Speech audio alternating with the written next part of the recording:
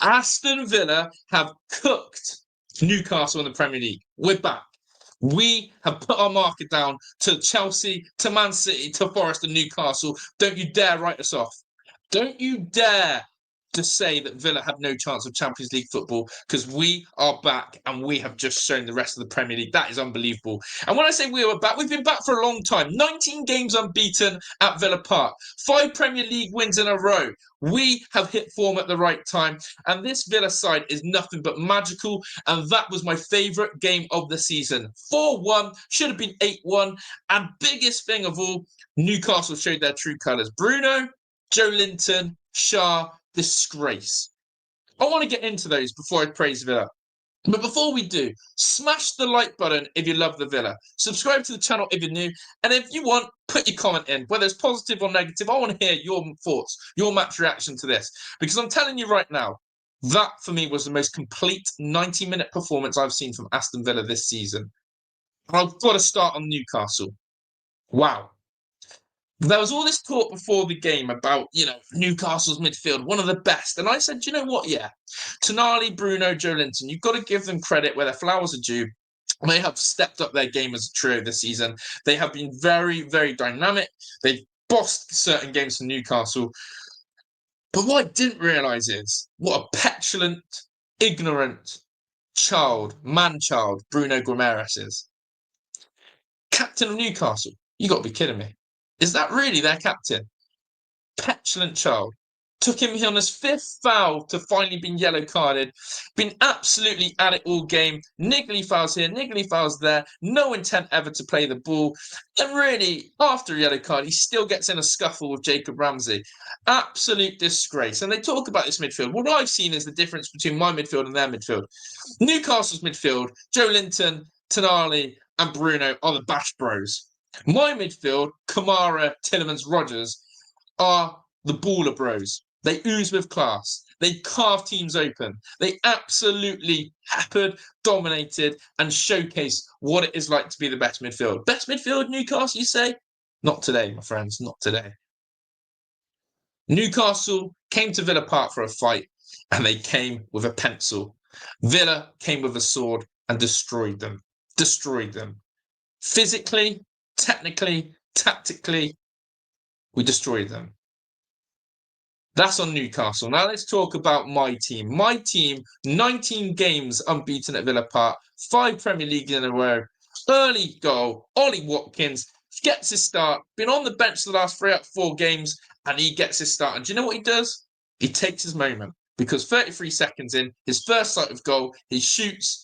And you've got to take a shot. You've got to buy a ticket to win the lottery. He takes his shot. It deflects. He's now level with Gabriel Bonlahor, joint top goal scorer in the Villa's all-time Premier League. And people, you know what I'm going to say? He could be our all-time top goal scorer. The crossbar, the post to Dunai and Ollie Watkins. And it was one of those days today that you just knew that Villa were going to fly. I have never seen our attack play such quick, transitional football. From defence to attack, from Emi Martinez to attack, so quick.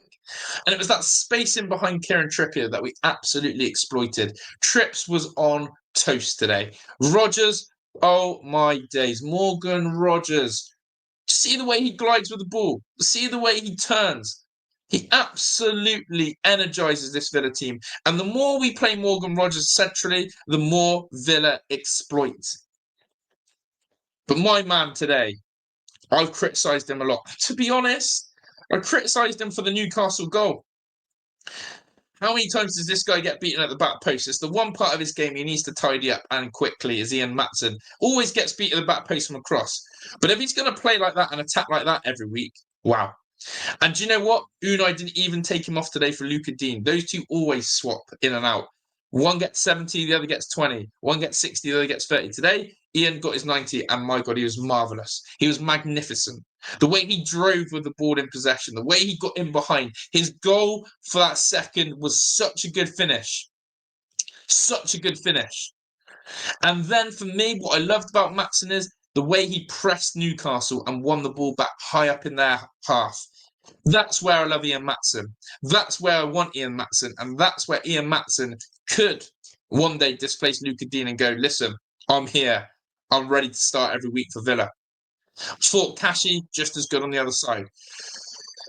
Another player for me I'm absolutely falling in love with every week is Yuri Tillemans, the Dominator, the Terminator. The man picks a pass. Absolutely eagle-eyed pass. Man with the golden arrow. Honestly, this guy is just elite. But what I also love is everything good goes through Yuri. His experience is starting to show now. He controls that midfield. He runs that midfield.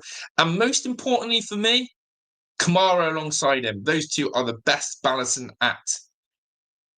But Unai Emery does what Unai Emery does. He makes changes. He makes changes to the starting line and he makes changes to the bench. And once again, our substitutes come on. Jacob Ramsey and Onana. Ramsey, instant impact with that cross. He comes on, gets at the right back, crosses the ball, down Bruno and goal. Thank you very much. And then what? Onana, what's his name? Onana, what's his name? The guy's known for fist pumps. But if he wants to score a worldie like that every now and then, he can fist pump as much as he wants. Because that finish, the technique to put that top corner, quite a few players would have come off the bench and put that over the bar. Oh no. That was an elite level piece of finishing. And I must say, Newcastle's goalkeeper Nick Pope was worked today. He's made some fine saves, some lucky saves. And I'll say this again. 4-1 does not give Villa any reflection of what it should have been. Genuinely, hand on heart, 7-8-1. I'd have shaken your hand and said, yeah, fair score. Unbelievable from my boys today. Unbelievable. Biggest thing as well, Asensio, probably one of our quietest players on the pitch today. Didn't have a great game at all, in my opinion, but still was impactful enough of that build-up for Matson's goal. Still did bits and bobs dropping in. Newcastle's midfield could not contain us. I love this Villa side. I love where we're going, and we have certainly hit form at the right time. Can we get Champions League football? We've got to believe. Can we go to the Etihad on Tuesday night? Got to believe. Does Unai Emery have a plan? Hell yeah. Honestly, I said to Heidi, Villa, every week we're watching them. They're just getting more and more exciting. Something's changed.